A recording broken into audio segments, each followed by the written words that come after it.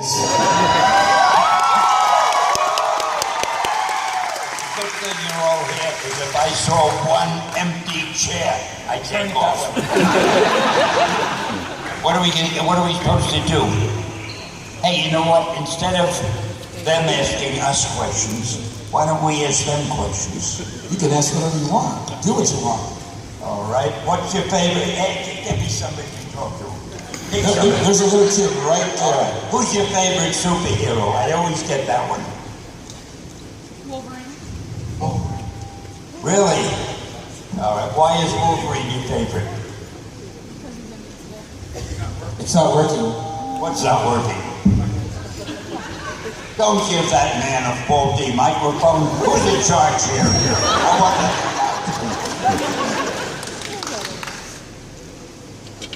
I'll never know why Wolverine is his favorite. The rest of my life, I will never know. There'll be one thing I couldn't. Where did you go?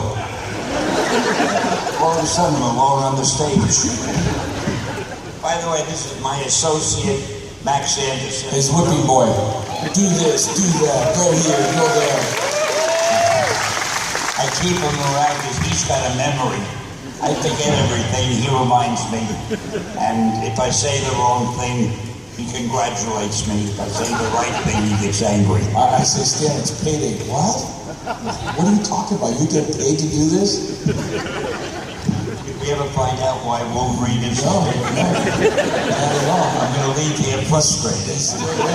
All right, well, while we're thinking of that, let's take a question from the audience. Well, let's see if the mic is working. About the mic. And there's only one microphone in this big place. There's only one microphone. Let's see. Go ahead. Testing. There you go. That's American ingenuity. Wolverine is my favorite superhero because he's invincible and awesome.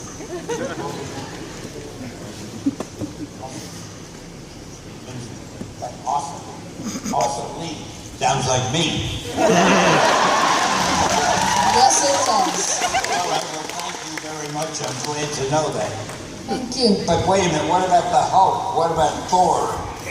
Aren't they kind of invincible? What about Iron Man? Yeah, the invincible Iron Man. Now, don't misunderstand. I don't want to make this a debate. Yeah, I have that with him, and he says, Max, you're trying to argue with me. And I go, Stan, no, I'm not. He goes, Max, you are. And he tells me, do you know what the definition of arguing is with me, Max? And I go, what? My point is always right. There's no point arguing with me. I'm always right. All right, take a question. Okay, let's start with some questions. No question? Okay, we'll leave.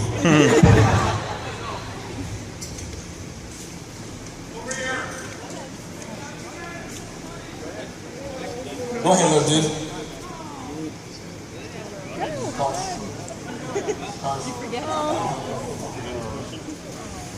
I don't blame him. Come on, buddy, you can do it. He's a little shy, guys. I don't mind. It gives me a chance to rest. Okay, it was nice being here. Maybe we'll do it again next year. When he feels better, just tell him to come up. Go, next person. In one of the books you read, it said that you liked milkshakes. What's your favorite flavor?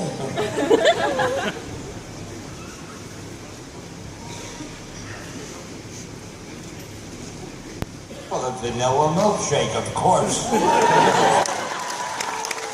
Oh, there's nothing like a vanilla milkshake. You have that with an egg salad sandwich, I tell you. Yeah, go to a fancy restaurant and ask for a vanilla milkshake and see what happens. They're running around telling me, who wants a shake? I don't go to fancy restaurants. Yes, I go to restaurants that have milkshakes. All right, I got it. Next question, guys. Dan, it's an absolute honor to be speaking with you. I want to know what your favorite type of wood is. Maple, oak. What are you going to give me?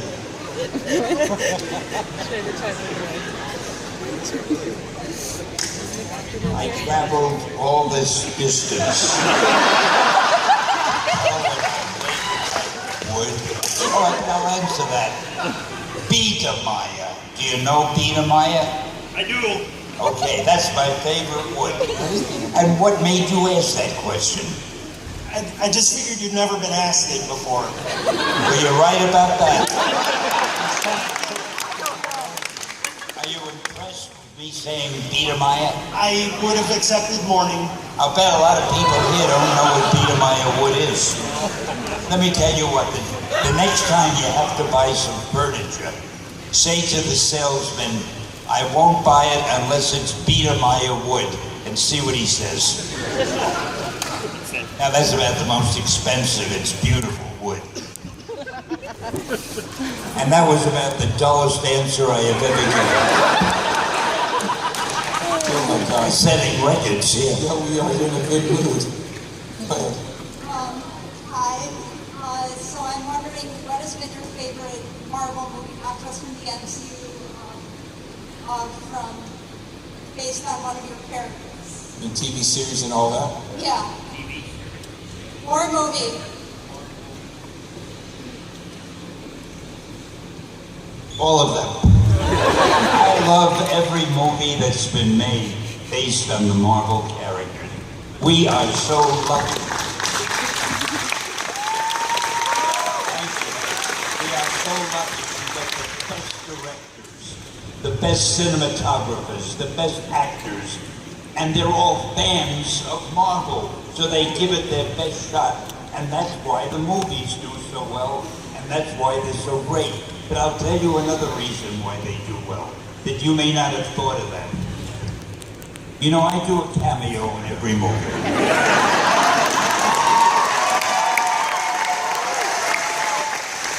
So, somebody learns there's a new Marvel movie out. They say, oh boy, we gotta go and see Stan's latest cameo. But what really happens is this.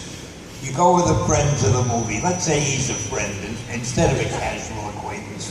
You go to the movies with a friend, and you're watching the picture, and it's pretty good, and you reach down to get a piece of popcorn, and in that split second, you miss my cameo. So you're eating your popcorn, the movie ends, and you say, I didn't see Stan's cameo. No. So what's the only thing you can do? You go to the box office, you buy another ticket, and you watch the movie again. Because nobody wants to miss the cameo. And that's why the movies make so much money. Cameo. See, we are the hit audience. Maybe DC should get you in the cameos too.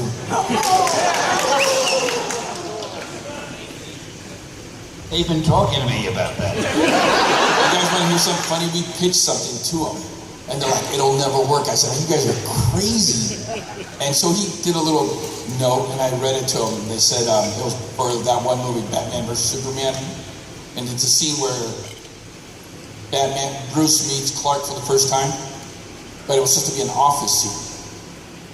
They're talking, all of a sudden, knock on the door, opens it up. Oh, wrong place. They said it won't work. I'm like, they're crazy. The only problem they'd have, if DC gave me a cameo, the biggest problem would be the billing, because of course the ads in the paper would have to read, cameo by Stan Lee, don't miss Superman. Speaking of which, oh, I love talking about DC. hey, I just found out, I didn't know this. I thought I knew this number, but it's actually this. You know how many actual appearances you made? Actual appearances you made in movies and TVs? Anybody have an idea? 101. Wow. No wonder that industry is making so much money. I didn't know that. 101. And his biggest thing is, I'm going to beat Alfred Hitchcock, obviously. I'm going to beat him, as he surpassed him. 101 cameos, and that's not including, I don't think, the newest ones that he just did. Oh, And the Motion Picture Academy still hasn't given me an Oscar. But I know they will now, because I know all of you are going to write indignant letters to them. Let's go to the next question. Speaking of DC, are there any characters that you'd like to give the Marvel treatment?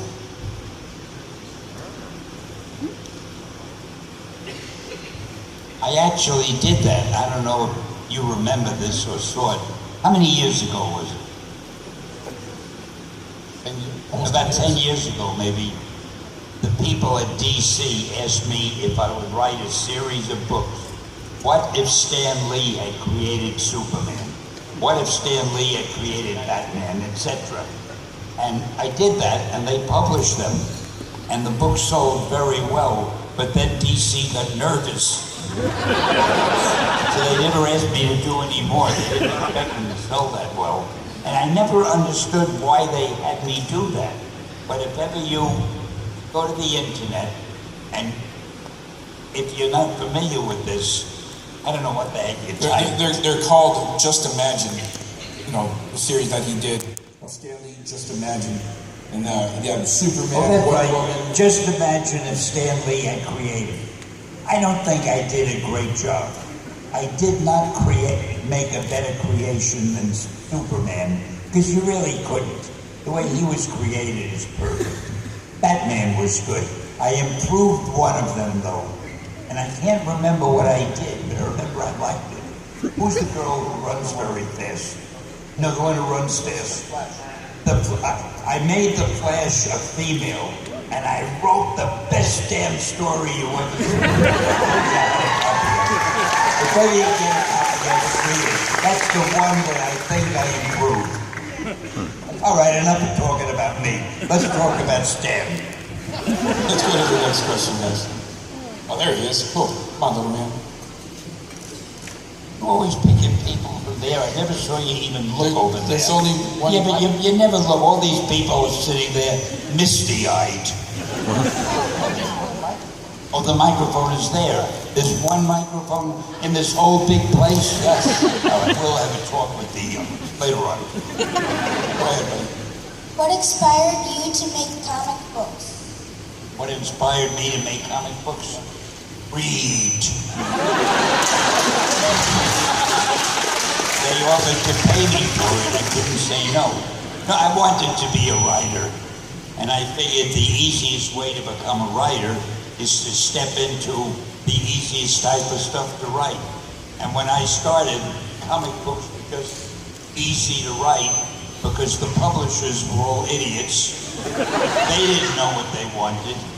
And all of them, especially the publisher I wrote for, all he said was, give me a lot of action, a lot of fight scenes.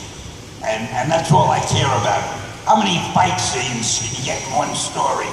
So I said, well, what about writing a story? What about a problem that we wonder how the hero will solve it? No, give me a lot of fight scenes. So that's what it was like in the beginning, and it was easy. You could do that while you're asleep, and they actually paid me for it. I wrote more fight scenes. What was the question?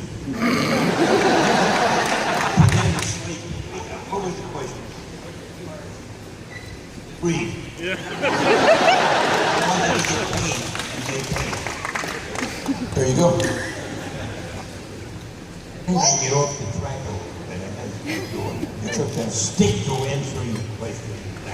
Hey, when we're sitting in his sitting area at his house, he's telling me about something, and all of a sudden, well, that way, I'm like, okay, what are we talking about now? And I just write little things down, and it's just like, you guys heard the story of Spider-Man, but then there's stuff in there that I've never heard about, and I'm like, wow, really? Oh, yeah. And I'll tell you later, until I talk to me. Anyway, go ahead. What inspired you to make Spider-Man?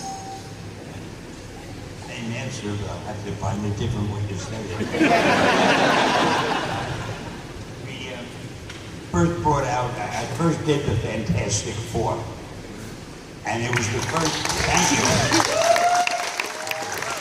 I thank you, the thing thanks you, Reed thanks you, Johnny thanks you, and Sue is very grateful.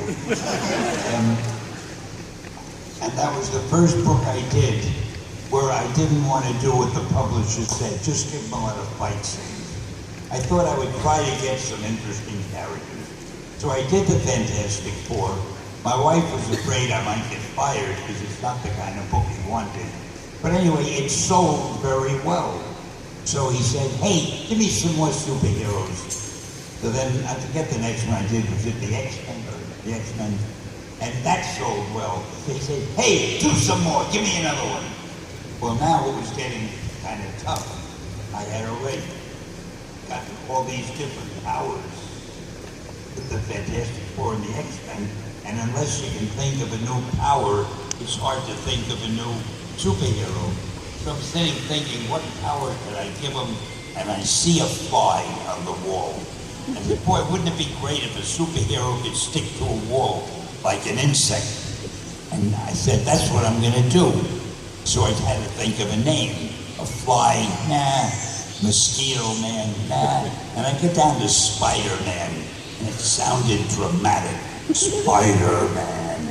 And then I figured to make him really different, I'd make him a teenager. Because up till then, teenagers had just been psyched. And finally, I figured to make him different than the other superheroes that DC had, I'd give him a lot of personal problems. So armed with all those ideas, I went running into my publisher's office and I told him about it. And he said, Stan, that is the worst idea I've ever had. He said, first of all, you can't call a hero Spider-Man because people hate spiders. You can't make him a teenager. A teenager can only be a sidekick. And you want him to have personal problems? Don't you know what a superhero is? They don't have personal problems. So I was not feeling very good that day. Walked out of the office, figured I'm going to probably get fired. And then we had a book we were going to kill. It was called Amazing Fantasy. Now, when you're going to kill a book, nobody cares what you put in the last issue, because the book is going to be killed.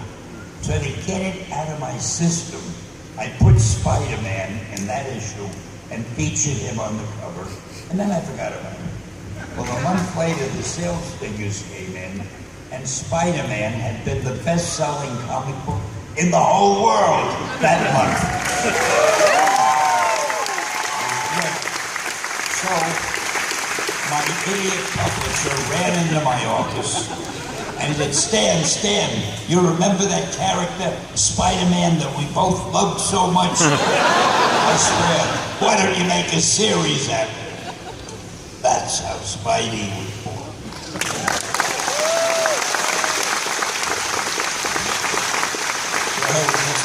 There's a story behind everything. So, it's not. So, if you had to choose, who was your favorite anti-hero that you made? Who was your favorite superhero that you made? And who was your favorite supervillain that you made? And who was your favorite group that you made? What would they be? So, favorite villain, favorite hero, favorite team, favorite Anti-hero. Like Anti-Venom, Punisher, not like vigilantes, the people who Let's go do one by bad one. things Who's but your try to favorite save hero? them. Yeah. Me.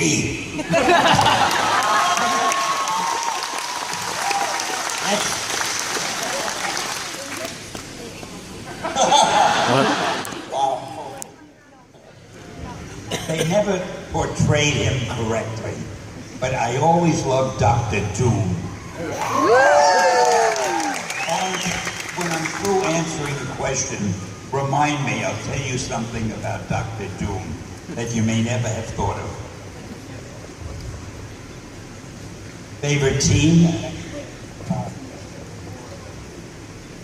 I think, well, it's a cross-up between X-Men and the Avengers. I love them both.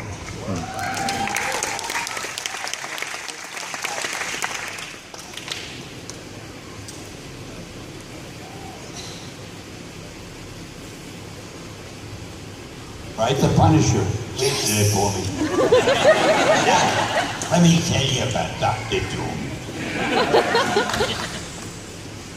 I don't consider him a villain because what does the man want? All he wants to do is conquer the world. Now, you could walk up to a policeman right here in town, any one of you. Walk up to, it could be the toughest policeman you ever saw, but you walk right up to him and you say, "Officer, I want to conquer the world." He had to arrest you for that. It is not a crime to want to conquer the world. You look up your list of crimes, it's not listed. So, Dr. Doom really isn't a criminal in any way.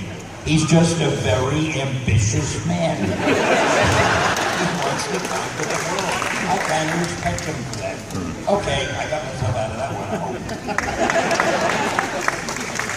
Hey, this is fun. Go ahead, buddy. Do any of your cameos in the movies mean anything? Like big?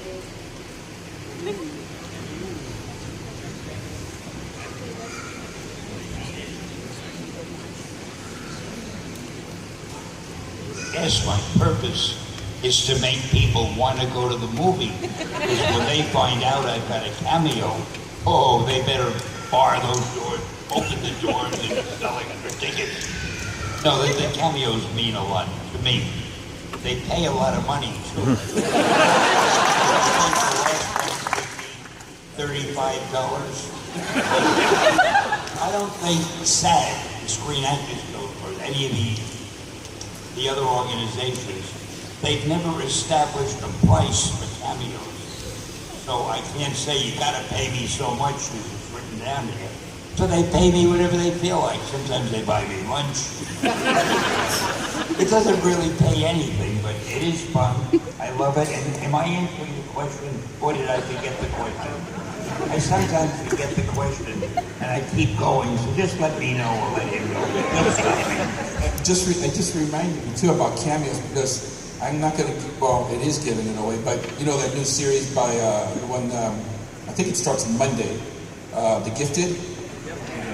Look at that cameo. Yeah. That's the one. That was the shortest cameo filming we've ever done. Literally, it was Bryan Singer sent one of his guys over and said, "Hey, we're here.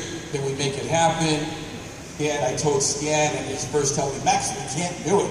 We can't do it. We don't got time. We got to catch the plane." I've never said we can't do it. Let me finish.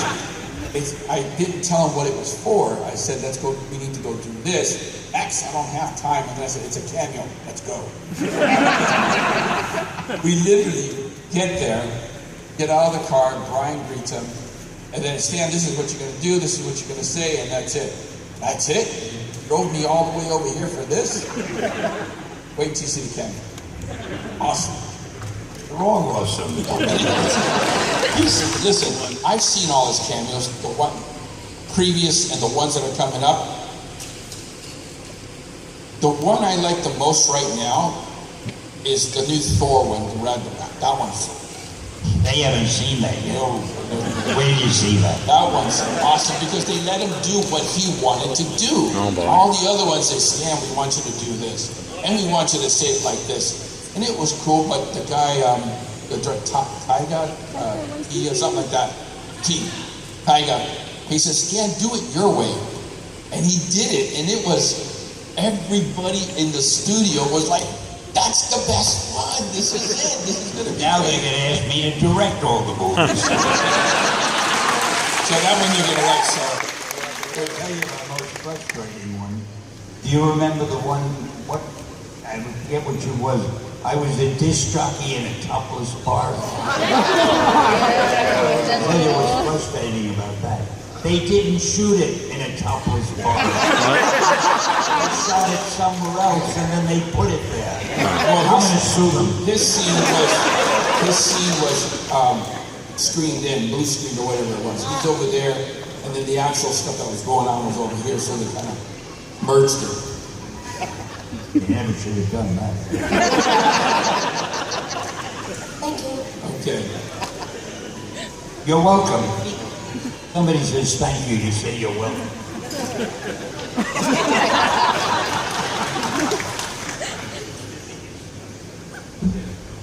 Go ahead. How did you create X-Men?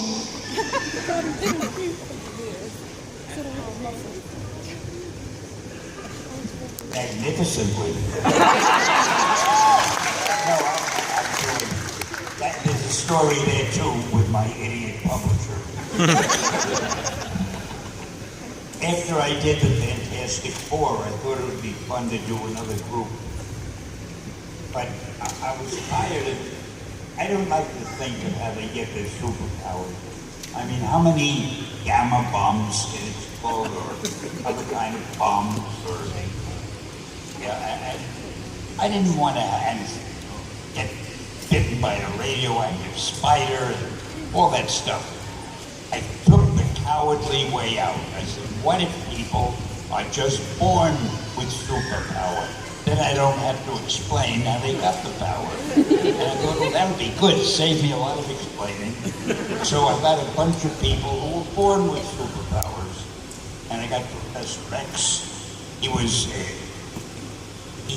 had a mental power. He had the greatest brain. Yeah. And it was fun. I liked it. I wrote it. And then I brought it again to my insane publisher. And I told him about it. And I said, now I want to call it The Mutants.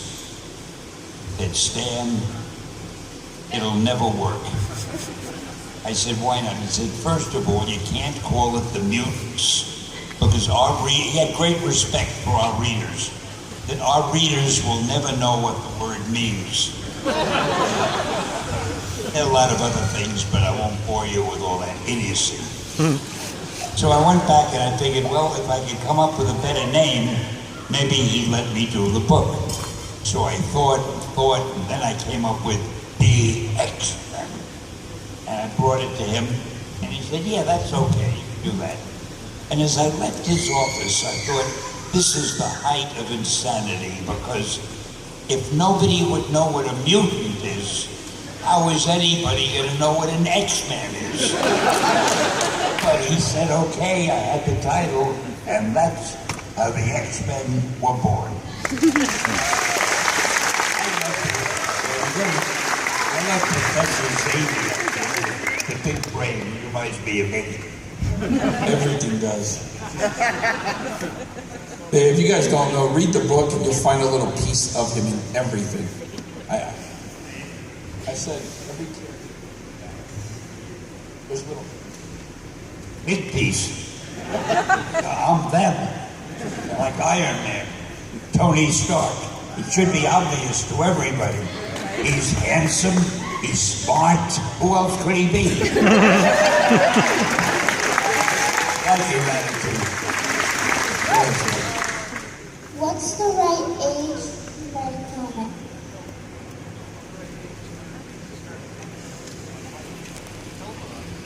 Any age at all, if you can write them well. It's like anything else. If you can do something well, your age doesn't matter. But of course, if you start when you're very young, and if you're good at it, you'll just keep getting better and better as you go along. And I don't think I was that great when I started, because I was writing the kind of stories my publisher wanted.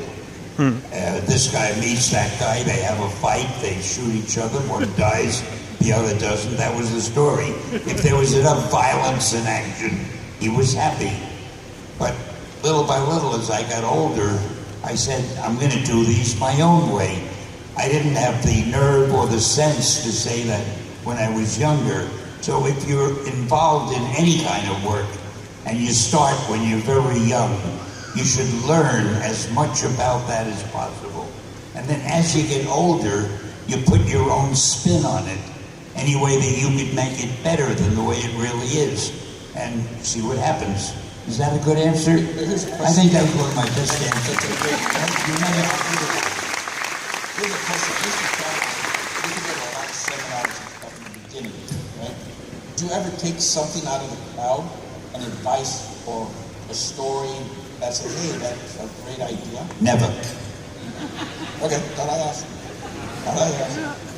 Sorry. No, it's just interesting. No, I because it's didn't get ideas.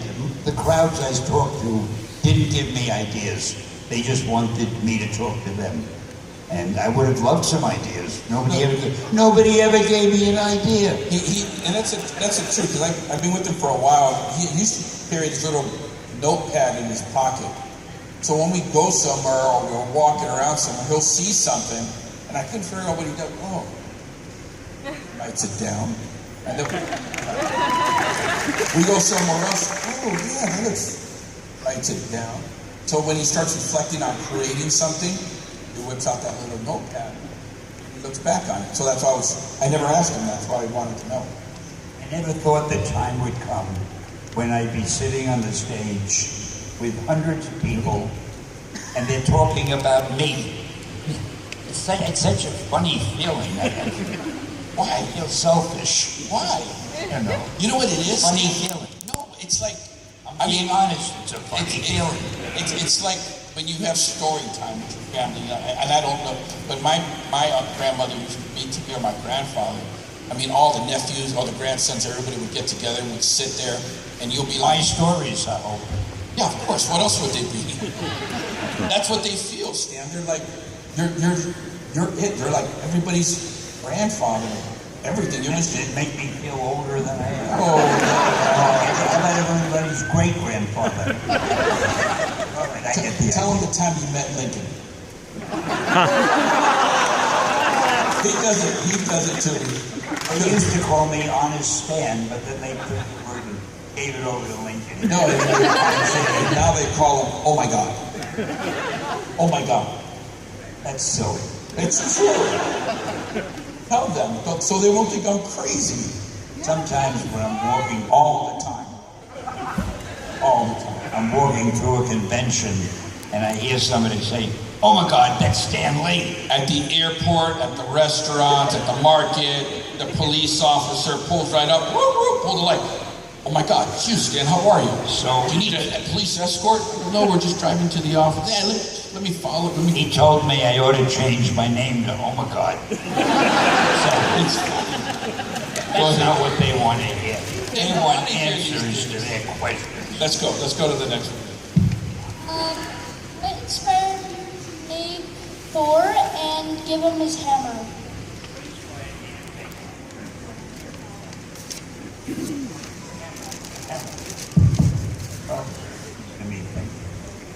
I thought it was originally, I don't know if they're playing that up in the stories now.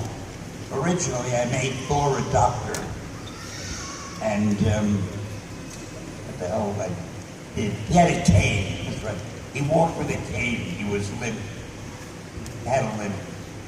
And I thought that was unusual for a superhero to walk with a cane, I like that. But then, of course, the cane had to change into something.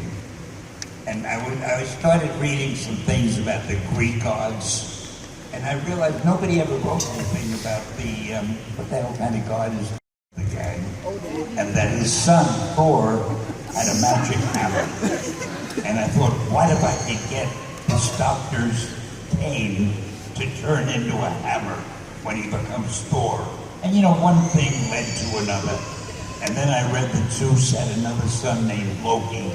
And I thought, we'll make Loki the villain. And Thor and Loki, and the whole thing came together in my mind. I love Thor because I love Asgard. The only thing that bothers me, and it's too late for you to do anything about this, but you should have all written indignant letters before, the fact that they had somebody else play Odin and not me. I can't play Odin. Anthony Hopkins was terrific, one of the best actors around, and a great guy too. Not as great as me, but great. There you go. What is your favorite comic that you made? And I was wondering if you'll ever make Dr. Doom a sidekick. I just thought it was a funny idea. Named Dr. Doom. Have Dr. Doom have a sidekick? Named Dr. Dweeb. That would be the second. What was the first question? What is your favorite comic book?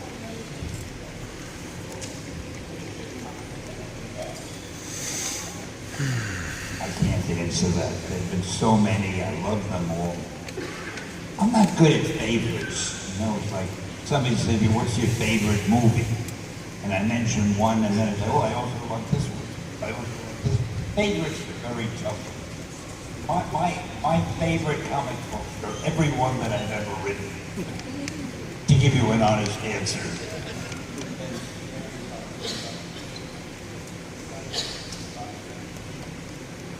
It's kind of funny. Now, if I do it, he'll sue me. I'll give him. So I mustn't do it because I don't want a lawsuit.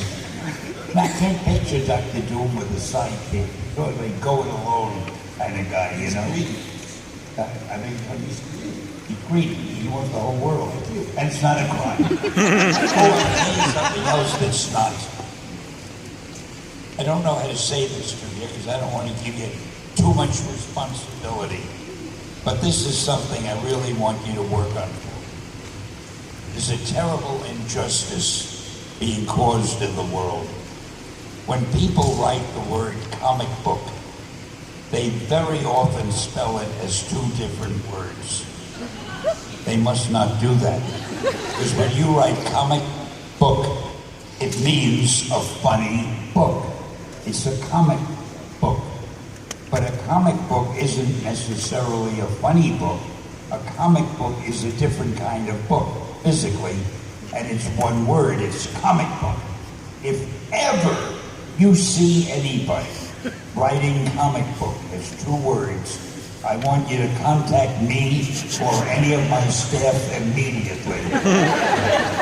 And we'll take action. So remember, comic book has always been one word.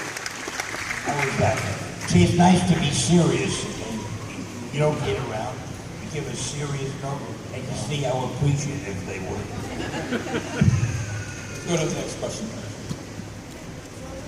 Will there ever be a Marvel crossover? What, in books or in movies? Books? Oh, there already has been.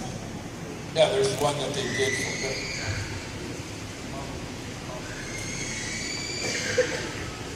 There's a couple of them, Batman versus the Hulk, and then Justice League versus the Avengers. And then, yeah. And tell them about that story about who got the title Superman or Spider. That's a good one. It took about 6 months to get that thing done because we were arguing about on the cover, does it say Spider-Man versus Superman or Superman versus Spider-Man? What name would come first? I began to think we'll never do the book. We couldn't agree on whose name came first. So I wanted to suggest, how about Stan Lee versus Superman? He didn't like that at all. I don't even remember how we ended up with it. Ended up with a couple of them got published as the main one was Superman versus Spider-Man. But there's a couple out there that actually says Spider-Man versus Superman. Sneak those in. And then the other part was, who would win? Obviously, Spider-Man. If I wrote, another thing. Very often, somebody will ask the question, who would win if the Hulk fought Galactus or anything like that? And I would always say, it depends who's writing the story. That's the answer. There you go. Like gladiator style, like in our arena, everybody like. Well, you got, They're all like. you're kind of all over the place. What do you like? I don't get Just what like all of them, like. They're like. So if everybody was, DC was here, Marvel was here, and you went at it, who would come out the winner? Yeah, like. Stan.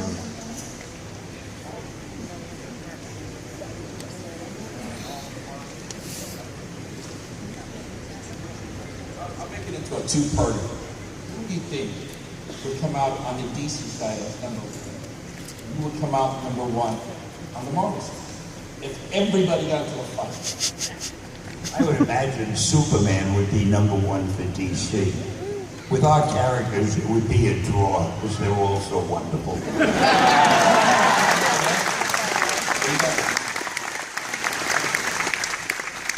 If you had to have one of your most famous characters die off, who would it be and why? Good question. I'm not saying it's on you, it's okay. So you're saying what, if you had to pick one character and Yeah. I don't kill characters often.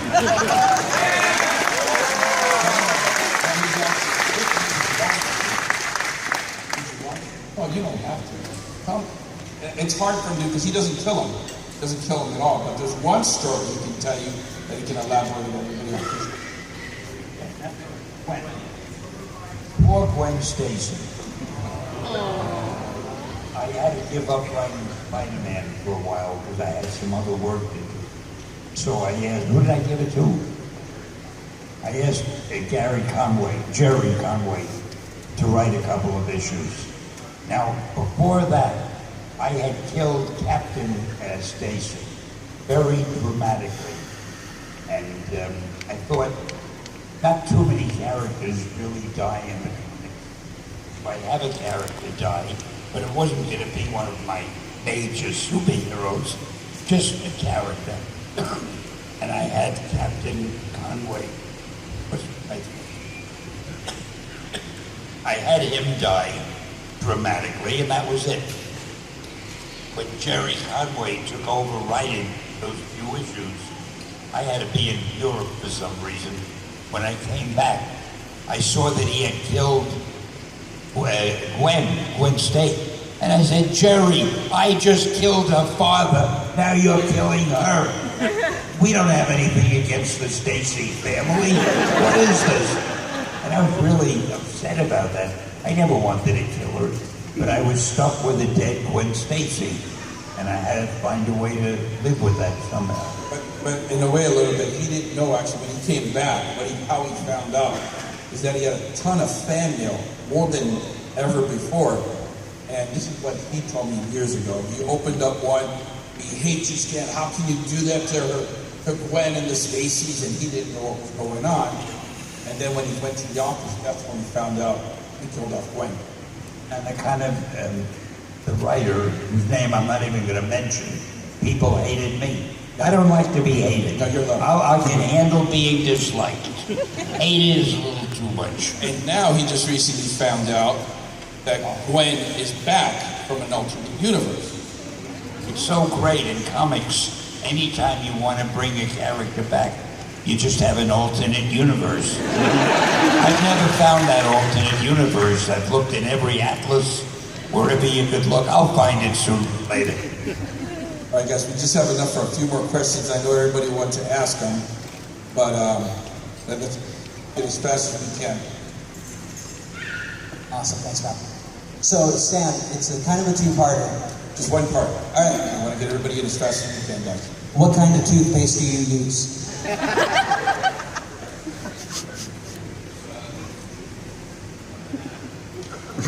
Believe it or not.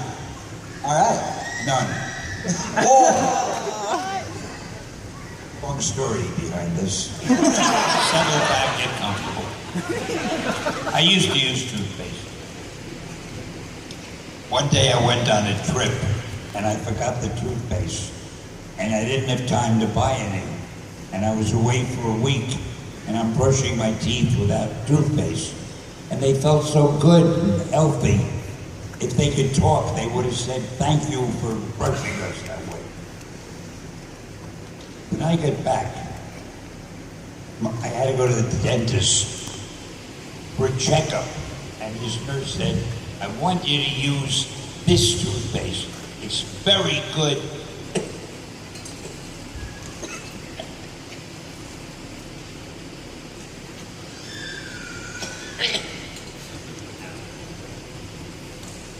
She said it'll make your teeth shiny and healthy and so forth. I said, okay. I took that stuff home, and I didn't use toothpaste, so I wasn't about to use that. I just left it there. Well, I went back to him 6 months later for cleaning, And I sat in the chair, and the nurse came over, and she said, have you been using that toothpaste I told you to? And I'm a great liar. It was easier to say yes than have a long story about I didn't use it. I said, yeah, I've been using it. And she looked at my teeth and she said, oh, I can tell. They look so great, much better than before when you didn't use it. And I realized how phony this whole thing is. I hadn't used it, and she told me how great they were making my teeth look. So I hope the toothpaste manufacturers don't get mad at saying this for me. I don't think you need toothpaste. Just get the damn teeth brush, get all the old food out from between the teeth, rinse your mouth good, and go out and face the world, and you'll do all right. Thank you. How the hell did we get into a toothpaste?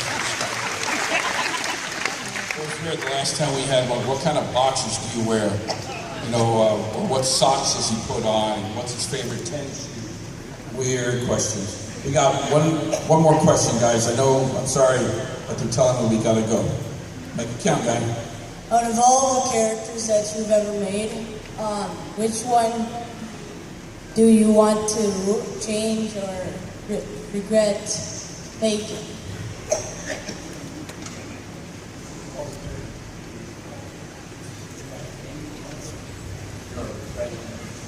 You can give them an extra power, you get enough power. You start You gotta forgive me. I don't know what this is. Something went down the wrong way.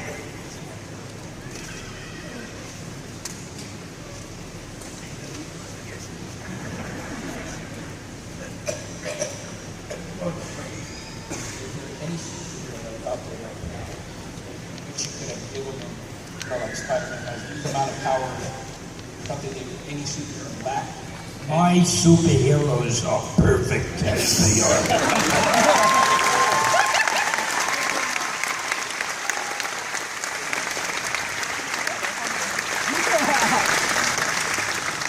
There you go. All right, guys, we gotta wrap it up. We gotta go. I don't know about you, but I enjoyed this tremendously. Thanks for being a great audience, wonderful fans, and of course, Excelsior!